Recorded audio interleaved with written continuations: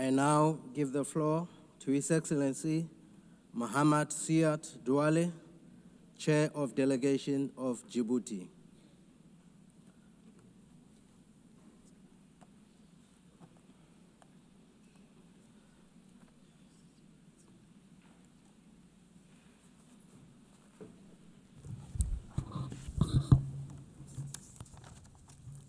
Madame la Présidente. President, at the outset, I would like to extend our heartfelt congratulations to Her Excellency Ms.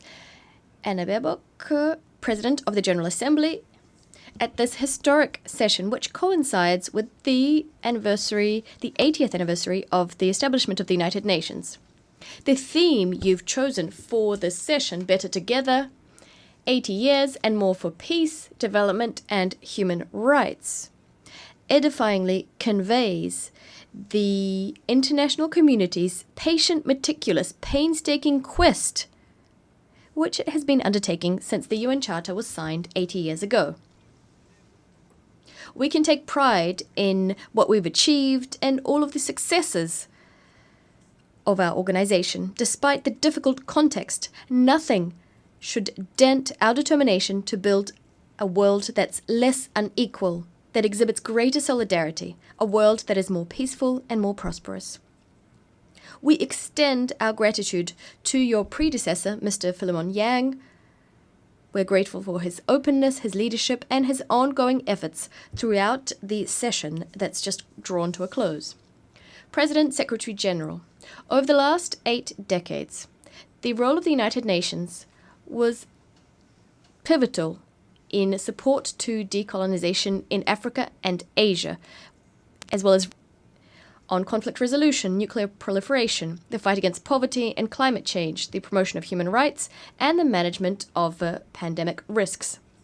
The United Nations, well aware of the need to sharpen its tools, has continuously undertaken the necessary reforms so as to do an ever better job in fulfilling its mandate and responding to the challenges of our time. Under the leadership of the current Secretary General, at the request of member states, given the slow implementation of the SDGs, and with a view to building a multilateralism that's more inclusive, more effective, and interconnected, we adopted the recommendations set forth in the flagship report entitled Our Common Agenda.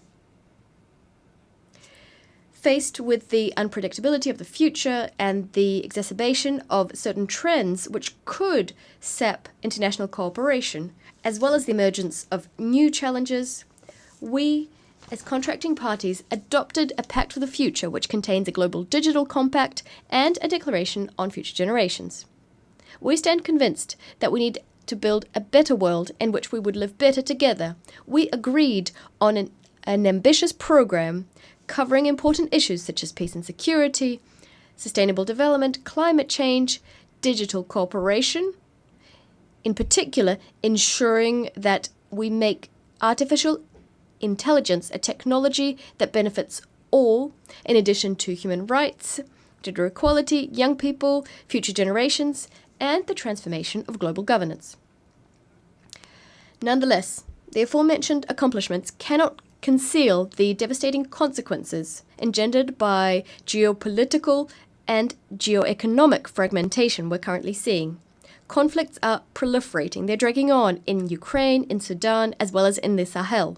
The unspeakable horror of what's going on in Gaza, where children are assassinated with impunity on a daily basis, where famine is being wielded as a weapon of war, while the international community is unable to effectively stop the genocide that's underway, as confirmed by the analysis report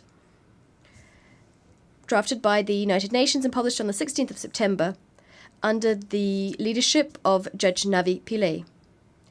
The norms governing the use of force are being violated with chilling regularity, as illustrated by the bombing, the raids, and the extraterritorial assassinations committed by Israel. We condemn the terrorist attack against Qatar and the violation of its sovereignty and territorial integrity. Speaking on behalf of the Republic, His Excellency Ismail Omar Guelleh, we reiterate our solidarity with the the Emir, His Highness Sheikh Tamim bin Hamad Al Thani, as well as the government and the brother people of Qatar. The Security Council is paralyzed by the recourse to the veto, which has become systematic. International law and the norms which have guided us to date are being called into question, a dangerous trend. There's also a crisis of confidence between states, aggravated by the serious liquidity crisis owing to arrears in the payment of assessed contributions.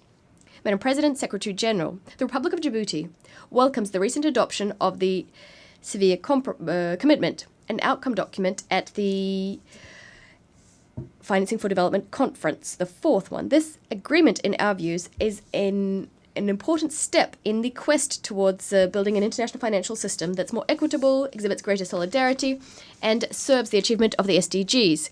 The figures are as eloquent as they are alarming. The world is confronted with an annual $1 trillion shortfall when it comes to financing the SDGs. Developing countries are paying more in debt service than they're investing in health or education. In 2023, $1.4 trillion was spent on debt repayment in low and middle-income countries. Over 50 countries are today spending over 10% of their government revenues solely to reimburse their debts. In some instances, that figure exceeds 20%. As for ODA, we've seen a concerning drop in overseas development assistance. According to the latest UN reports, only 17% of targets are on track to be achieved in 2030. 37% are stagnating or in regression. None of these 17 SDGs are on its way to being fully implemented. We're seeing hunger on the rise, inequalities worsening, and the repercussions of climate change are hitting harder and harder, hitting those countries who contributed the least to this problem.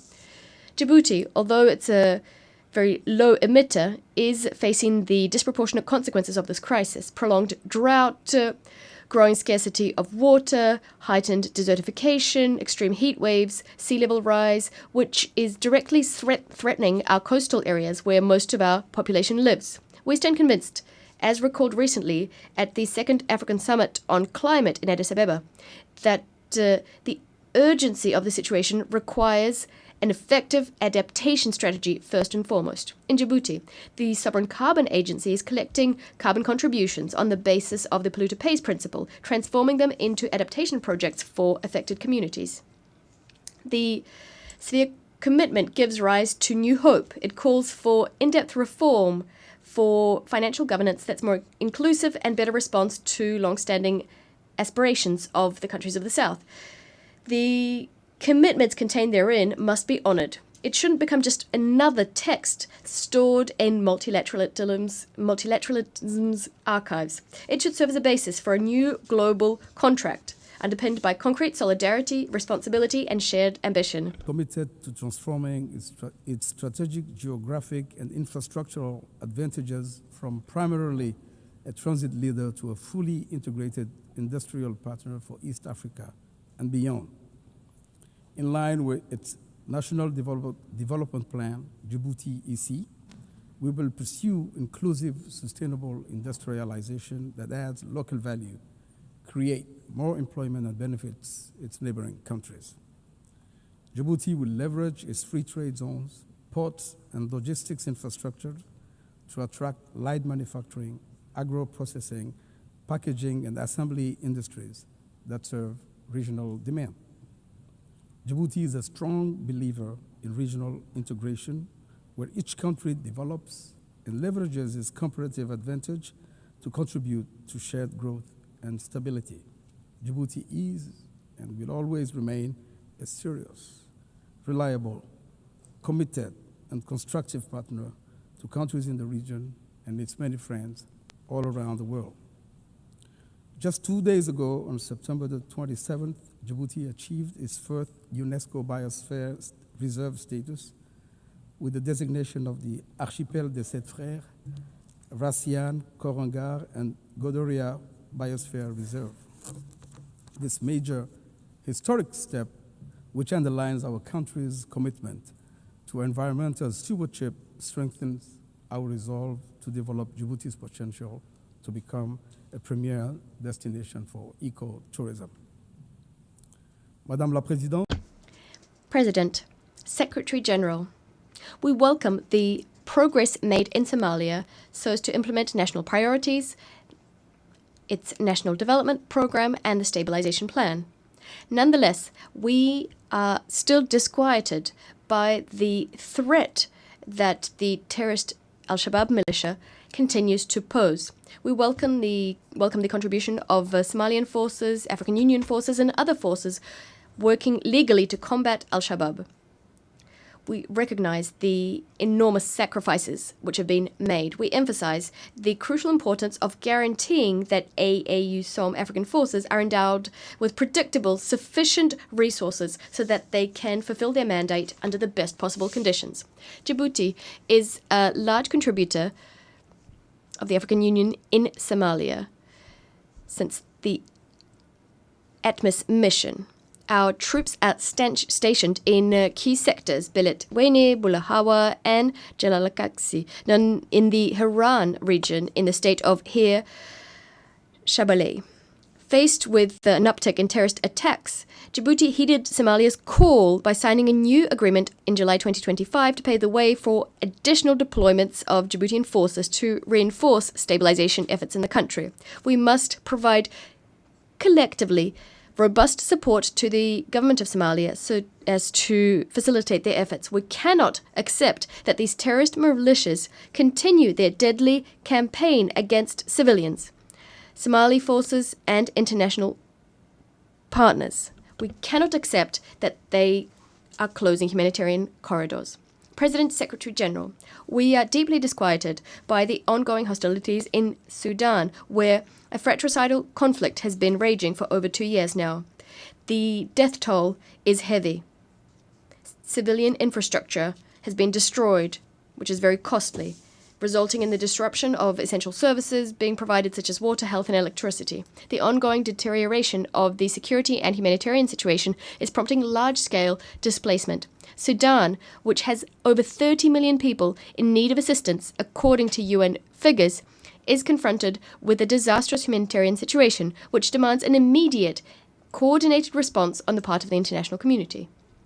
We call for an immediate cessation of military operations and for a lasting ceasefire, echoing previous regional resolutions which aim to resolve the conflict.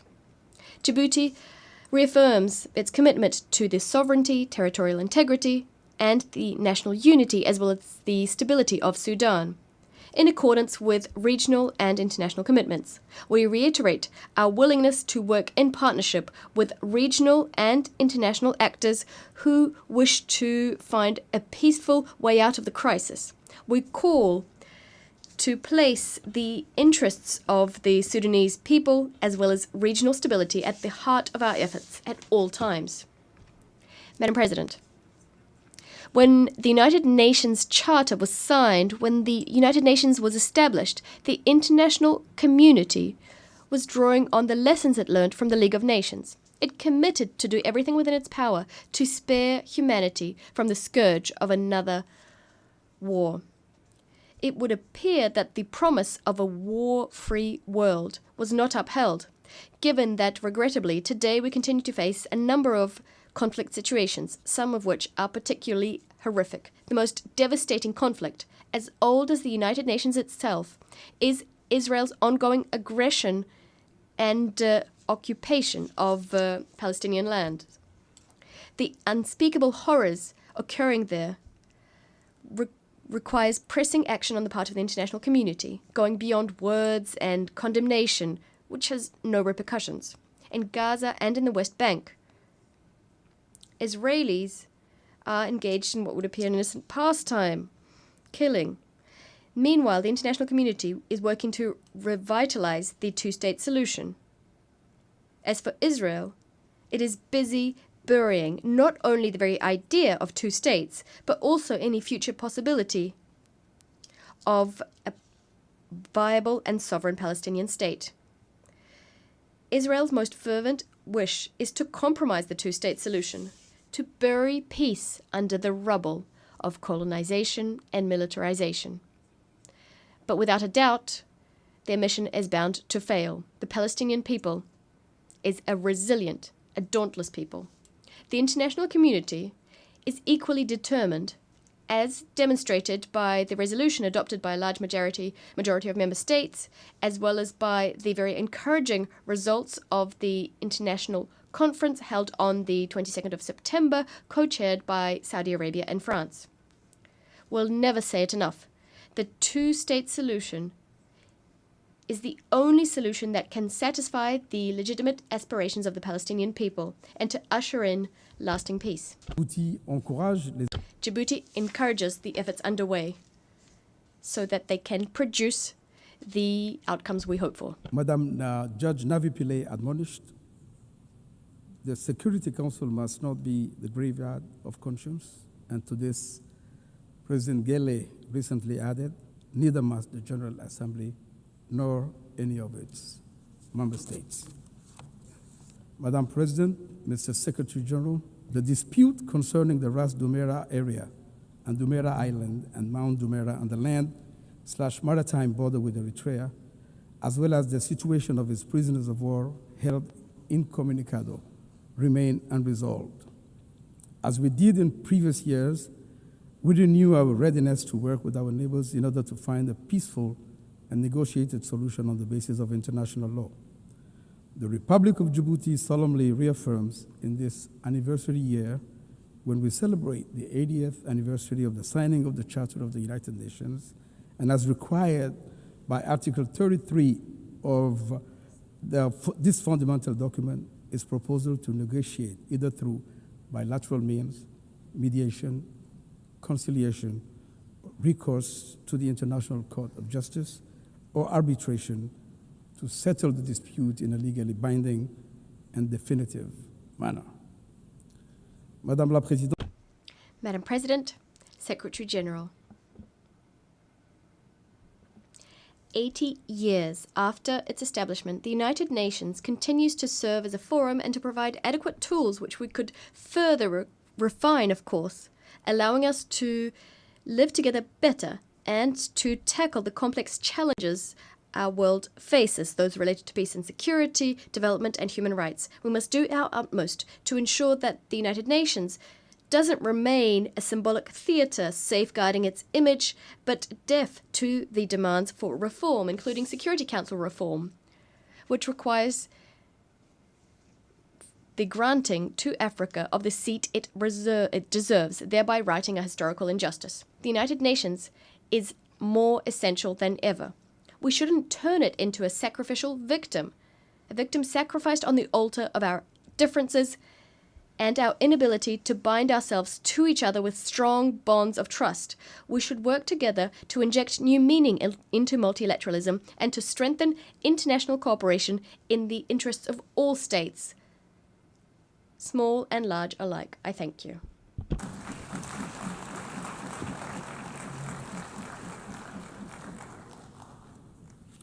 I thank the Chair of Delegation of Djibouti.